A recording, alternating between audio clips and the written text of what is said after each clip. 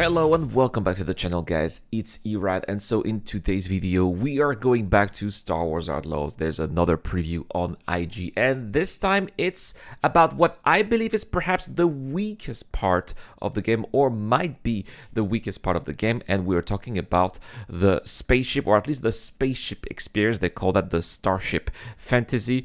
So let's have a look. Let's check out what this is about, what we are going to be seeing, what motive is going to bring to the table here.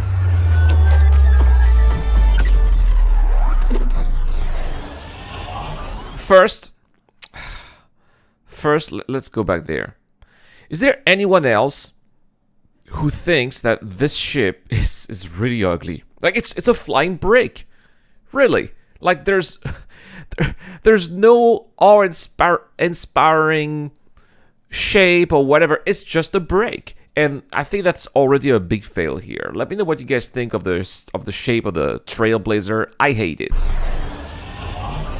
Lightsabers, blasters, and Jedi robes are all important parts of the universe's icon. I've always been into starships. My favorite games have always been the X-Wing series, X-Wing, TIE Fighter. I liked the Rogue One series as well back in the days, right? So anything that has starships that we could fly. My favorite modes in Battlefront were, of course, the space modes. Anything that has ships, I love it, right? So that's maybe what drew me to Star Wars the most. Not really the lightsabers, the blast. No, it's the ships. The ships and the space fantasy. Iconography. Hello there. But Star Wars just wouldn't be Star Wars without ships. X-Wings, TIE Fighters, the Millennium Falcon. Yeah, right. Look like much, but she's got it where it counts. Just a quick look at any of these famous spaceships conjures up daydreams of oh my gosh, no, why do you show The Last Jedi? freedom and adventure among the stars. And so, unsurprisingly, spaceships are kind of a big deal for Star Wars Outlaws. I've been a Star Wars fan for decades, and like the space side of thing is in particular quite important to me. I grew up on games like X-Wing, TIE Fighter, right? That's my guy. For today's There we IGN go. First, we spoke to staff at Massive Entertainment to find out just how they've woven the perfect starship fantasy into the first ever Star Wars open world. Oh, perfect starship fantasy. That is quite a statement, I would say. Anyway, let's keep on moving and let's see what this is. Perhaps more appropriate for a game where you can fly to multiple planets and moons, the first ever Star Wars open galaxy. Come on, there's literally a game called Star Wars Galaxies. Oh, I hate when they say that. It's stupid marketing there. It just doesn't make any sense. It doesn't respect the past of Star Wars gaming. This sucks. Target. Stop it. Can't slice that relay with these ties on us. I'm on it. No, that was our way out. Then we'll make another one.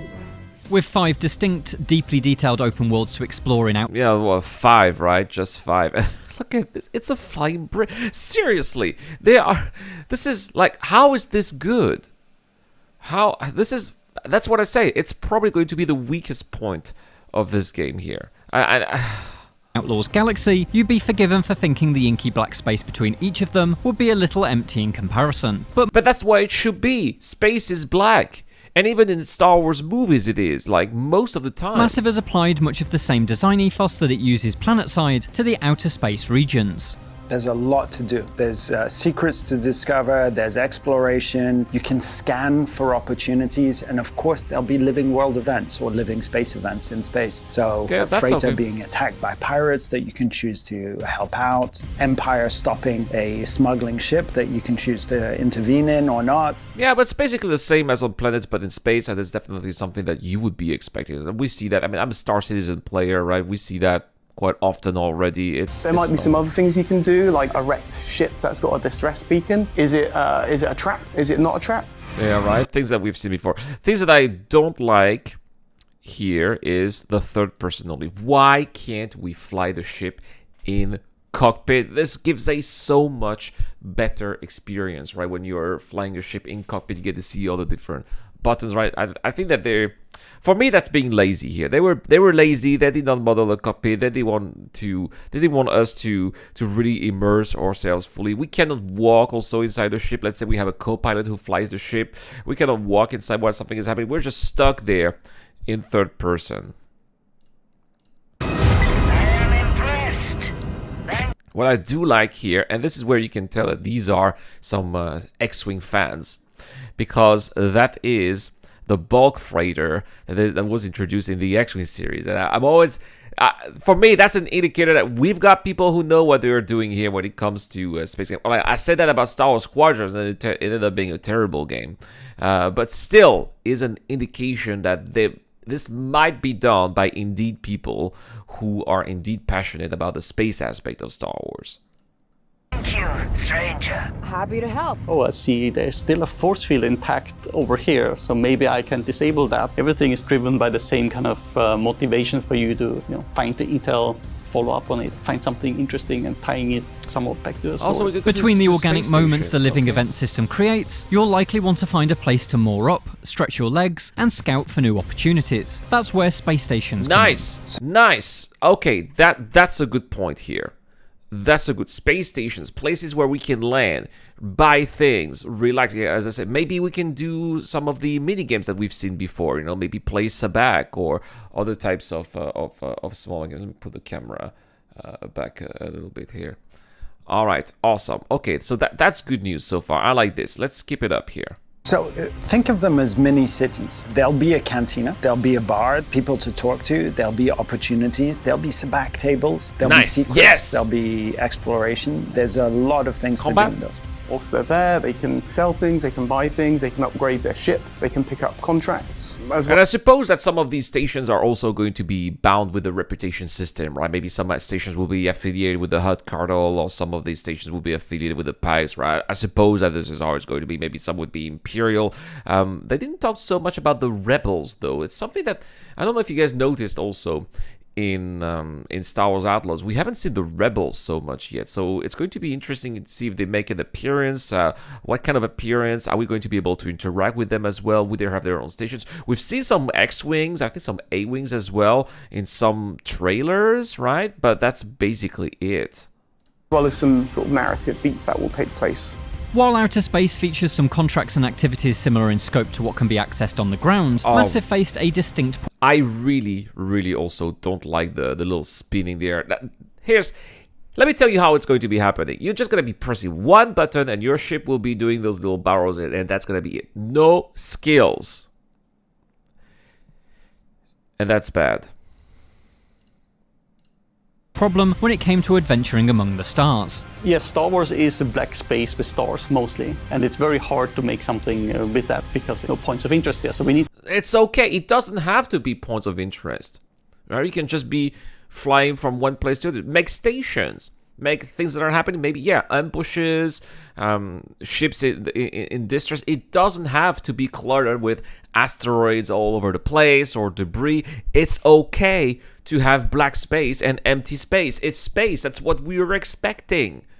That's the way it should be. I really, I mean, let me know what you guys think in the comment section down below. I really don't understand this obsession to clutter. That if I were making a space game, a Star Wars game, most of it would actually be empty black space.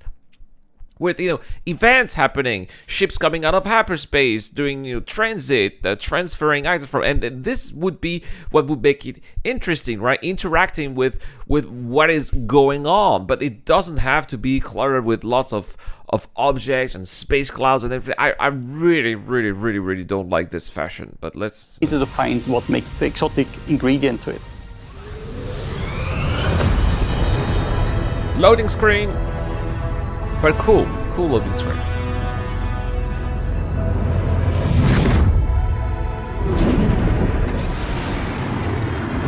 Tatooine space, edge of the galaxy.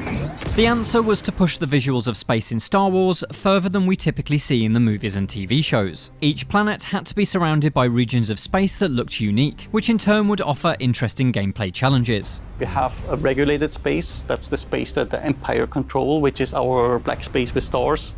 Oh, okay. Alright, so there will be black space. Alright, so there will be black space. And that black space will be what the Empire will control, and so the other areas will be the more shady areas, perhaps. Okay, alright. That's something that I can buy. And then we have our unregulated space, which is dangerous part. See the dust cloud, the debris field. If you go in there, it's gonna be more dangerous. It's not Empire controlled. You will not see like big freighters. There's like the pirates and so forth that might attack you. Akiva space is a big asteroid field, so again, that's going to present its own challenges as well. And then we've got our other space regions that will, without spoiling anything, give some fun stuff. One of the most impressive things about Star Wars Outlaws is that space is not really considered a separate entity or level from the planet's surfaces. Okay, that's interesting. All right, so it's going to be considered the whole area as space plus it talks about area. Outlaws being an open world. It means on a galactic level. All 5 of its worlds plus the space. Wait. Nice. Imperial Star Destroyer here. What happened to the shields? Like, there you go. There's an X-Wing right there, right? That's what I was talking about. Sometimes we get to see bits of the rebels. Could be Luke All Skywalker. 5 of its worlds, plus the space in between, make up the game's open world. That means there's a level of connectivity between ground and space. For example, if you become wanted by the Empire, its troops will pursue you from the surface to the stars. So, if you get into trouble on the ground and you manage to get away and to go in space, you're still going to have that wanted up on the same thing the other way around. Obviously, the Empire is not just going to let you get away. If you manage to get on their radar quite a bit, it's like in the movies, coming right? after you more and more, and that's going to build up, and they're going to keep throwing things at you. So that's the same, in the movies, right? In A New Hope, Han Solo was wanted by the Empire for, obviously shooting patrols.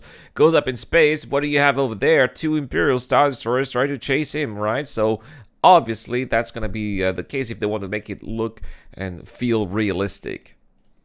To the point where there'll be some tough challenges towards the end that will maybe make the players regret their decisions and give them something to think about. Maybe they'll bring in the Star Destroyers. Escape. We made it. There's a lot of technical work that goes into creating that sense of a full open galaxy. But there's one aspect that's absolutely crucial: the seamless transition between land and space. Oh, what a lie. No.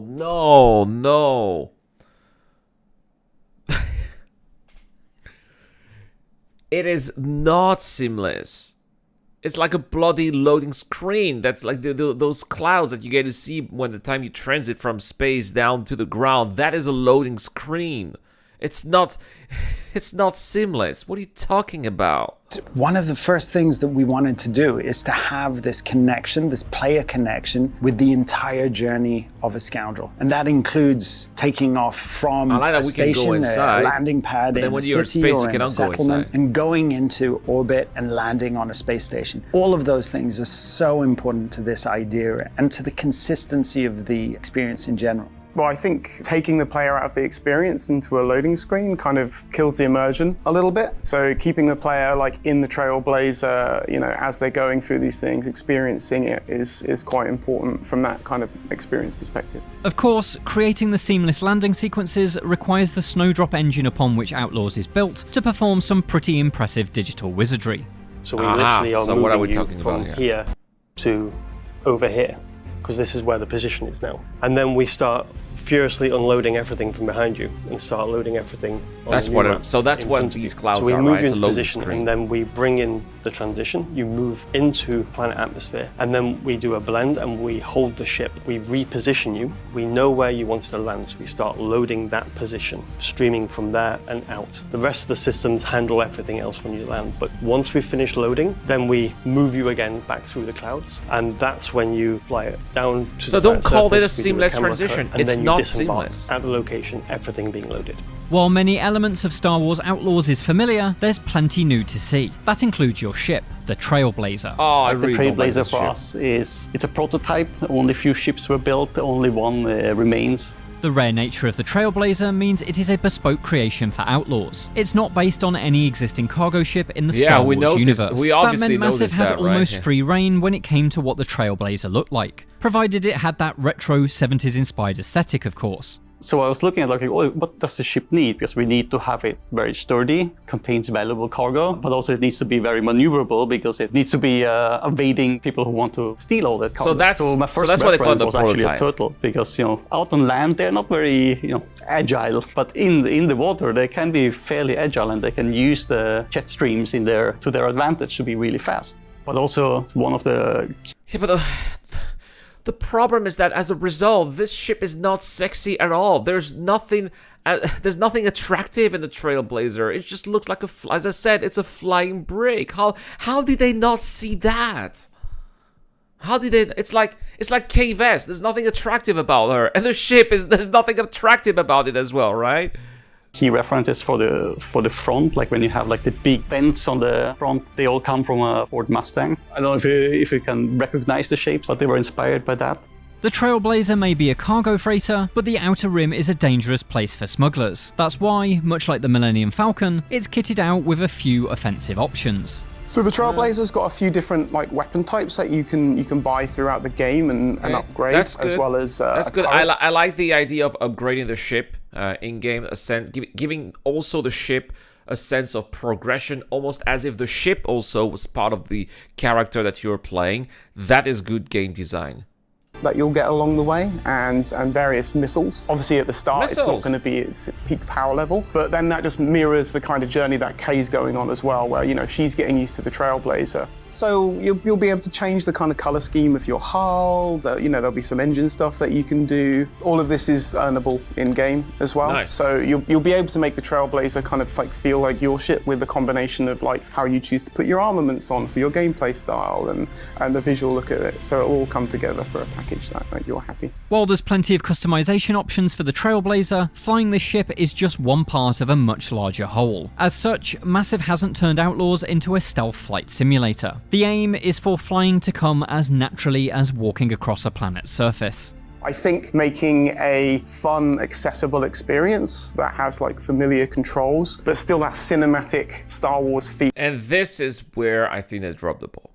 You know, they want to make it as accessible as possible. It's like, you know, fast food gaming. That's what it makes me think of, right? There's not going to, it doesn't feel to me like there's going to be any sense of learning the ropes. That's actually one thing that was good about Star Wars Squadrons, is like there was really a sense of, you know, getting to practice, getting to know how it works, how flying your ship, the game mechanisms, and that's how you get some skills and got better. That's not what you are going to be getting here with Star Wars Outlaws and the Trailblazer. Which I think that we've kind of nailed with like the feeling of the way the ship moves and the sounds and the music. Like it all comes together to give that player that like really good, either tense experience if they're out exploring, or like action-packed, like dogfighting, I think is really fun and exciting.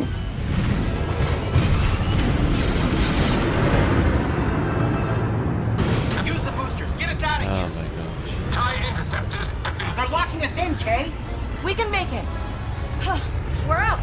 We're good. That's not to say that your ship will control itself, though. There's some stuff that you can do there, like abilities to like, It does you know, feel like it is going to your control ship and your itself. shields and stuff, but there will be a little bit of light management of that, you know, with things on cooldowns. Didn't really want to lean into a more sim experience because, you know, Star Wars is for everyone, right? So we want as many players to engage with the systems as possible. Star Wars is for everyone, and everyone can learn. Everyone can learn to be good, you know? That's that doesn't mean anything. Abandoned solar church. Okay, are we good? We're all clear. Let's get back to Aragon. To learn more about the wider galaxy that... Alright, well, that's basically it here for Star Wars Outlaws. Again, as I said, I'm going to definitely play this game when it comes out. I will be giving my honest impressions. There will be playthroughs, a full playthrough of Star Wars Outlaw on the channel, so make sure to subscribe to see that, see my impressions. Maybe, sorry about this, maybe I'll do live streams. We'll see, right? But there are some aspects that I believe could have been better, just to say the least. Anyway, that is all for today's video. Thank you so much for watching, guys. As always, a big shout out to everybody who supports the channel on Patreon and YouTube member, including Dr. Frobbin, Zero Crush, Deploy, Ducky to Ducker, and Shadow Rise. I've been Irad. I'll see you guys in the next one. I forgot Kilo also. Kilo just joined. Thank you so much, Kilo, by the way. I'll put your name very soon. All right. See you guys. Cheers.